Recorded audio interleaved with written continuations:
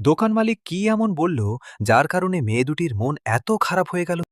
শহরের এক কোণায় ছোট্ট একটা পুরনো বইয়ের দোকান ছিল। দোকানটার নাম পেপার মুন বুকস।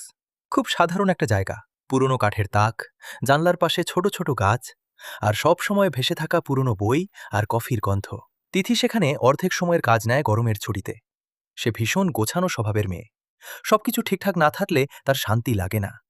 আর ঠিক সেই সপ্তাহেই সেখানে কাজে আসে নতুন একটা মেয়ে, নীরা। নীরা পুরো উল্টো। সে দেরি করে আসে, বই ভুল জায়গায় রাখে, আর কাজ করতে করতে আস্তে আস্তে গান গায়। প্রথম দিনেই তিথি বুঝে যায় এই মেয়েটা তার শান্ত জীবনটা ওলটপালট করে দেবে। প্রথম দিনেই বিপদ হয়ে গেল। নীরা একটা তাক থেকে বই নামাতে গিয়ে পুরো বইয়ের স্তূপ মেঝেতে ফেলে দিল। তিথি কপালে হাত দিয়ে বলল, তুই ঠিক কিভাবে বেঁচে আছিস? নীরা একদম শান্ত মুখে বলল, ভাগ্য।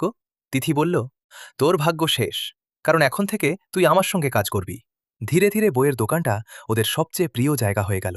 বৃষ্টির দিনে জানলার পাশে বসে কফি খাওয়া, রাত পর্যন্ত হিসাব করতে করতে গল্প করা, ফাঁকা দোকানে আস্তে করে পুরনো গান চালানো।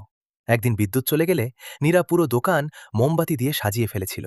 তিথি তাকিয়ে বলেছিল, তুই অকাজের হলেও দেখতে সুন্দর করে ফেলতে পারিস।